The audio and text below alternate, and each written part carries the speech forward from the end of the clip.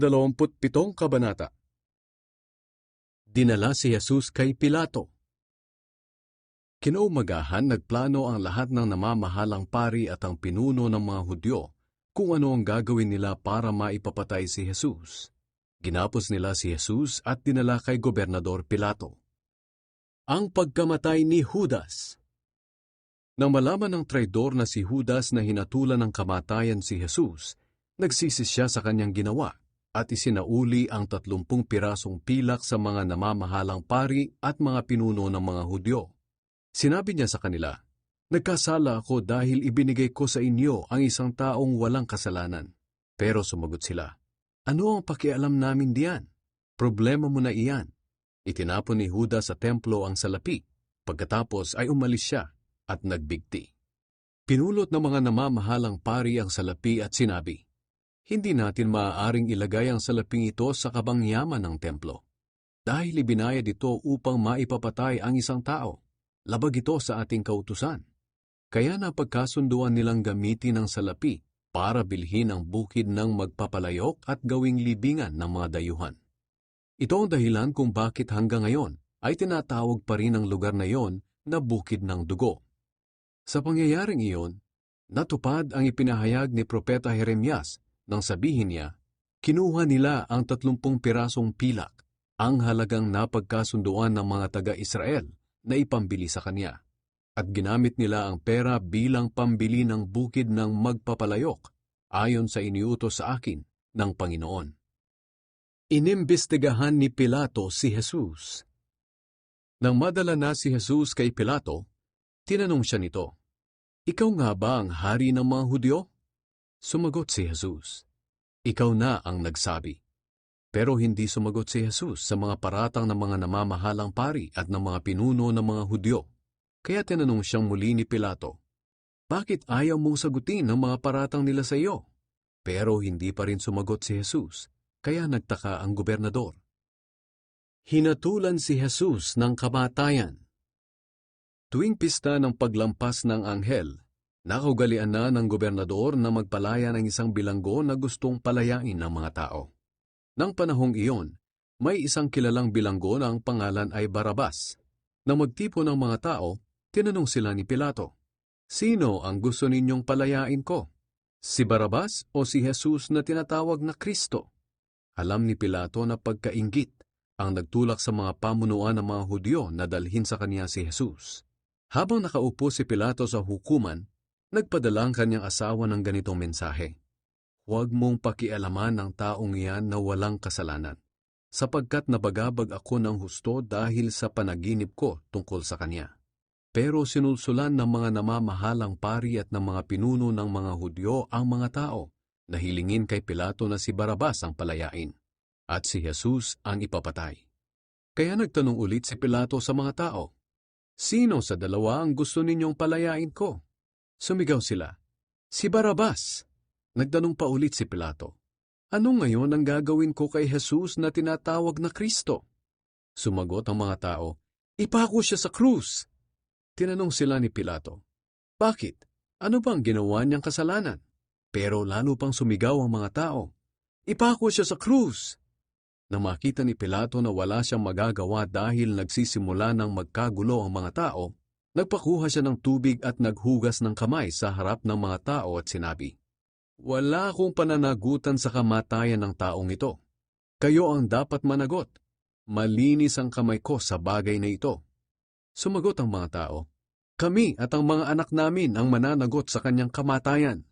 Pagkatapos, pinalaya ni Pilato si Barabas, pero si Jesus ay pinahagupit niya at saka ibinigay sa mga sundalo upang ipako sa krus.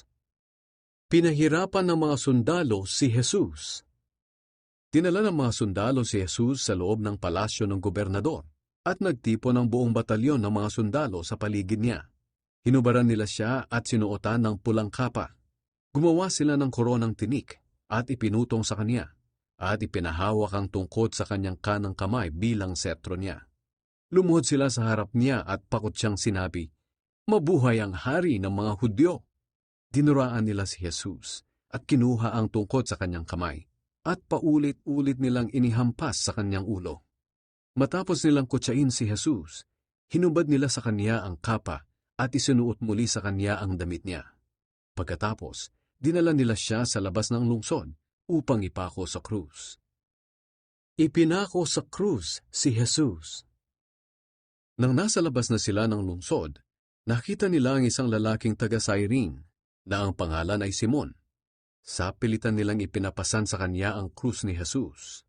Pagdating nila sa lugar na tinatawag na Golgota, na ang ibig sabihin ay lugar ng mga bungo, pinainom nila si Jesus ng alak na hinaluan ng apdo, pero nang matikman nito ni Jesus ay hindi niya ininom.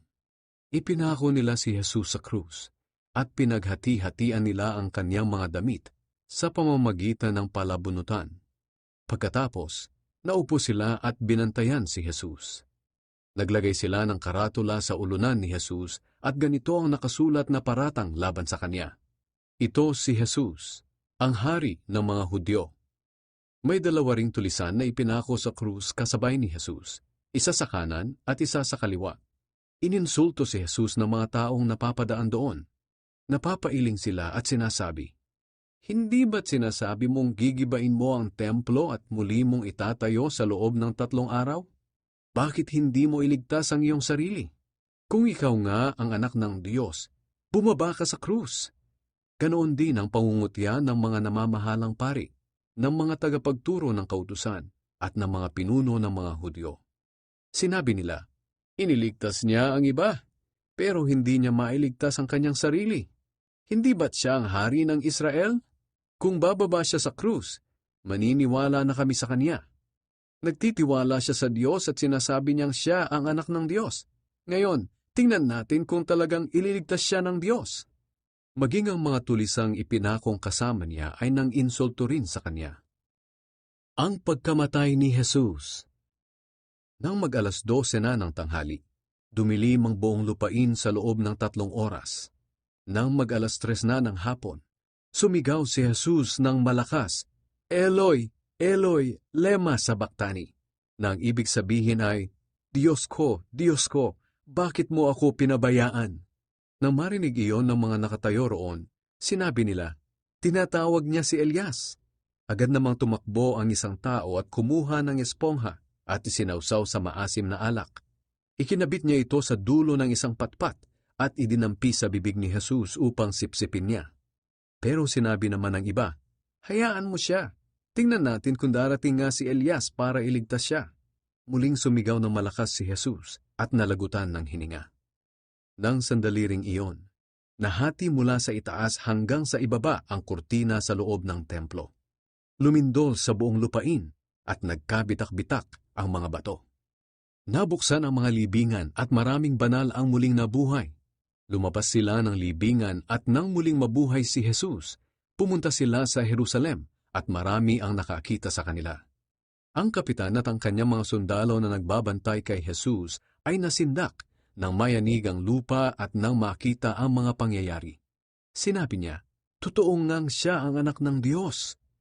Sa di kalayuan ay maraming babae na nanonood sa mga pangyayari. Noong umalis si Jesus sa Galilea, sumunod ang mga babaeng ito sa kanya at tinulungan siya sa kaniyang mga pangangailangan. Kabilang sa kanila si Maria na taga Magdala, si Maria na ina ni Santiago at Jose at ang asawa ni Zebedee. Ang paglilibing kay Jesus. Nang magtakip silim, isang mayamang lalaki na taga Arimatea ang dumating. Siya ay si Jose na isa ring tagasunod ni Jesus. Pumunta siya kay Pilato at hiningi ang bangkay ni Jesus, at iniutos naman ni Pilato na ibigay ito sa kanya. Kaya kinuha ni Jose ang bangkay at binalot ng malinis na telang linen. Inilagay niya ito sa bagong libingang hinukay sa gilid ng burol na ipinagawa niya para sana sa sarili. Pagkatapos, pinagulong niya ang isang malaking bato upang takpan ang pintuan ng libingan, at saka siya umalis. Si Maria na taga Magdala at ang isa pang Maria ay naroong nakaupo sa harap ng libingan. Naglagay ng mga gwardiya sa libingan. Kinabukasan, araw ng pamamahinga, pumunta ang mga namamahalang pari at ang mga Pariseo kay Pilato. Sinabi nila, "Natatandaan po namin na noong buhay pa ang mapagpanggap na iyon, Sinabi niya na mabubuhay daw siyang muli pagkatapos ng 3 araw.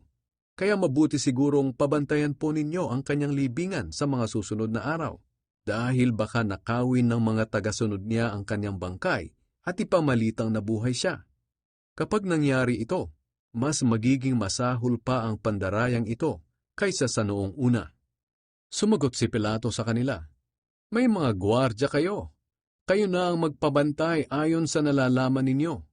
Kaya pumunta sila sa libingan at tinatakan nila ang bato na nakatakip sa libingan upang malaman nila kung may nagbukas, at nag-iwan sila roon ng ilang mga bantay.